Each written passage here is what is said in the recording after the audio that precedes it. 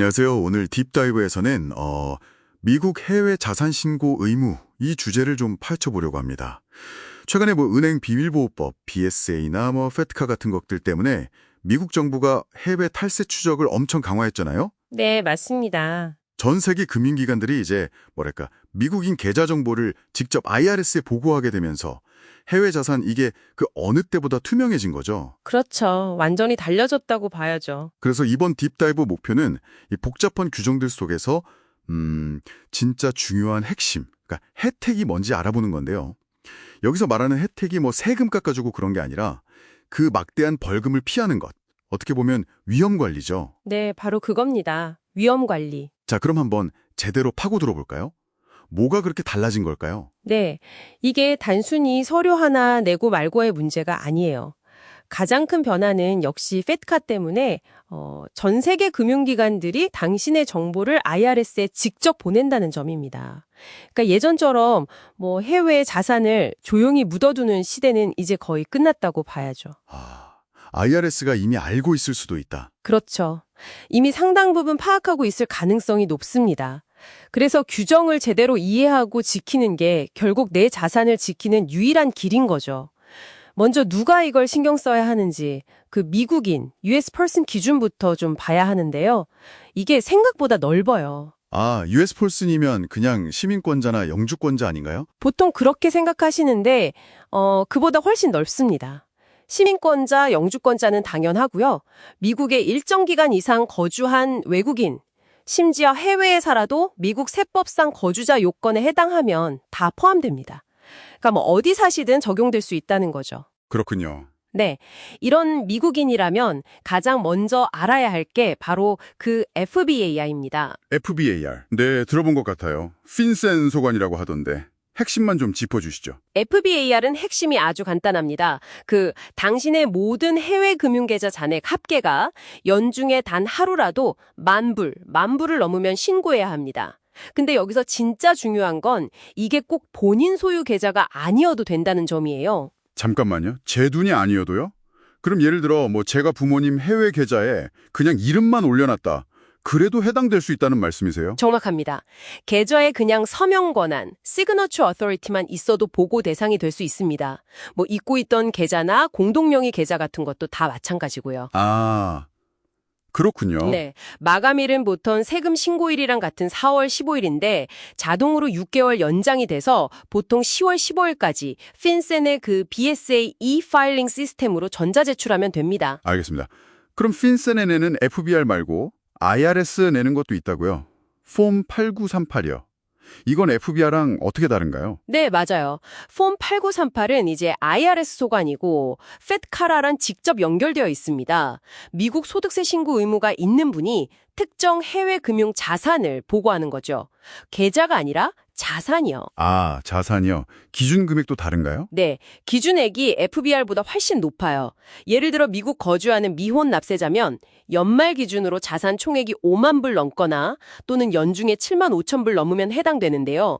근데 이건 신고 지위나 미국 거주 여부에 따라 기준이 다 달라서 꼭 확인해 보셔야 합니다. 그렇군요. 자산 범위도 더 넓다고 하셨죠? 네, FBR보다 더 넓은 범위의 자산을 포함합니다. 은행 계좌는 물론이고 금융 계좌에 들어있지 않은 그런 해외 주식이나 채권 증서 아니면 해외 파트너십 지분 같은 것들도 해당될 수 있어요. 이 양식은 소득세 신고서, 그러니까 폼 1540 같은 거에 첨부해서 IRS에 같이 내는 겁니다. 그럼 FBR은 핀센에 내고 폼 8938은 IRS에 내고 이렇게 두 개를 다 내야 하는 분들도 꽤 있겠네요. 그렇습니다. 많죠. 하나 냈다고 다른 게 면제되는 게 아니라는 점 이거 꼭 기억해야겠네요. 네, 절대 아닙니다. 여기서 이제 가장 중요한 포인트가 나오는데요. IRS는 당신이 핀센에 낸 FBR 정보, 그리고 당신이 IRS에 낸 폼 8938 정보, 마지막으로 해외 금융기관이 페트카 규정에 따라 IRS에 직접 보고한 당신의 계좌 정보, 이 세 가지를 전부 교차 검증한다는 겁니다.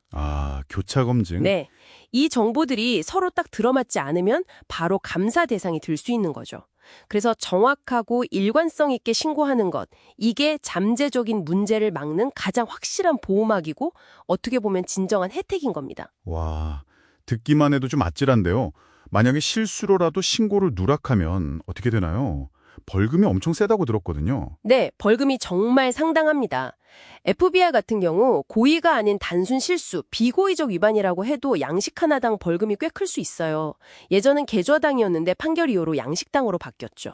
근데 만약 이게 고의적이라고 판단되면 벌금이 확 뛰어서 뭐 10만 달러 또는 계좌 최고 잔액의 50% 중에 더 큰 금액입니다. 50%요? 와, 거의 절반이 날아갈 수도 있겠네요. 그렇죠. 사실상 계좌 잔액의 상당 부분을 잃을 수도 있는 겁니다. 심지어 형사처벌 가능성까지 있고요. 형사처벌까지요? 네. 그리고 폼 8938도 미제출하면 벌금이 10,000달러부터 시작해서 계속 늘어나고 또 미신고 자산 관련해서 세금 덜 낸 거 있으면 거기에 대한 추가 벌금도 붙습니다. 더 무서운 건 이제 폼 547을 해외 법인 관련이나 폼 3520 해외 신탁이나 징여 관련 양식들인데요. 특히 폼 3520 같은 경우는 자산 가치 자체의 성당 비율, 뭐 최대 35%까지 벌금으로 매길 수가 있어서 액수가 정말 천문학적으로 커질 수 있습니다. 와, 네. 그래서 여러 벌금이 막 동시에 부과되는 이른바 벌금 폭탄, 페널티 스택이라고 하죠. 이게 가장 큰 위험 요소입니다. 이야, 정말 무섭네요. 그럼 혹시 과거에 실수가 있었다면 이걸 좀 바로잡을 방법은 없을까요? 비고의적인 경우, 그러니까 몰랐거나 단순 실수였다면요? 아, 다행히 방법이 있습니다. 비고의적인 경우에는 IRS의 간소화 절차, Streamlined Procedures라는 걸 이용할 수 있어요. 해외 거주하시는 분들은 벌금 없이 해결될 수도 있고요. 미국 내 거주하시는 분들은 특정 자산 잔액의 5% 정도 비교적 좀 적은 벌금으로 문제를 해결할 기회가 주어집니다. 또 위반에 합리적인 사유가 있다고 인정되면 벌금 없이 지연 신고를 할 수도 있고요. 아, 그렇군요. 그나마 다행이네요. 그런데 만약 이게 단순 실수가 아니라 고의적인 경우라면요. 그때는 어떻게 되죠? 그리고 고의적이라는 게 정확히 어떤 의미인가요? 여기서 정말 조심해야 합니다. 만약에 미신고가 고의적인 경우라면 방금 말씀드린 그 간소화 절차는 절대 이용하시면 안 돼요. 아, 왜죠? 내려고 했어. 이런 명백한 의도뿐만 아니라 신고 의무가 있다는 걸 알았거나 알 수 있었음에도 무모하게 무시했거나 아니면 의도적으로 외면한 경우 이걸 willful blindness라고 하는데요. 이런 경우까지 포함하는 아주 넓은 개념입니다. 아, 그냥 모른 척 하는 것도 안 된다는 거로군요. 그렇죠. 그런 경우는 형사 기소를 피하기 위해서 자진신고 프로그램, VDP, Voluntary Disclosure 프로그램을 통해서 해결하는 길을 찾아야 합니다. 그냥 슬쩍 과거 신고서 수정해서 내는 거, 이걸 Quiet Disclosure, 조용한 신고라고 하는데요. 이건 벌금 보호를 전혀 받지 못하고 오히려 더 큰 위험을 불러올 수 있습니다. 알겠습니다. 정말 주의해야겠네요. 네, 오늘 이렇게 쭉 살펴본 것처럼 미국 해외 자산 보고 규정은 꽤 복잡하고 어기면 그 대가가 정말 혹독합니다. 특히 페트카 때문에 정보 투명성이 엄청나게 높아진 지금은 미신고 사실이 뭐 언젠가는 드러날 가능성이 매우 높다고 봐야 합니다. 그렇다면 이 모든 것이 당신에게 의미하는 바는 무엇일까요? 결국 당신의 전 세계 자산 현황을 규정에 맞춰서 선제적으로 파악하고 관리하는 것, 이게 이제 선택이 아니라 필수적인 자기 보호 전략이라는 겁니다. 네, 오늘 말씀 정말 감사합니다. 마지막으로 그럼 저희 청취자분들께 생각해볼 질문 하나 던져드리면서 마무리할까 하는데요. 본인이 직접 소유하지 않아도 예를 들어 가족 구성원의 자산 때문에 나에게 신고 의무가 발생할 수 있는 간주 소유, Constructive Ownership이라는 규정이 있다고 합니다. 혹시 이런 규정 때문에 당신도 모르는 사이에 해외 자산 신고 의무가 발생한 건 아닐까요? 기술적으로는 내 것이 아닌 자산 때문에 문제가 생길 수도 있다는 점 한번 깊이 고민해 볼 가치가 있겠습니다.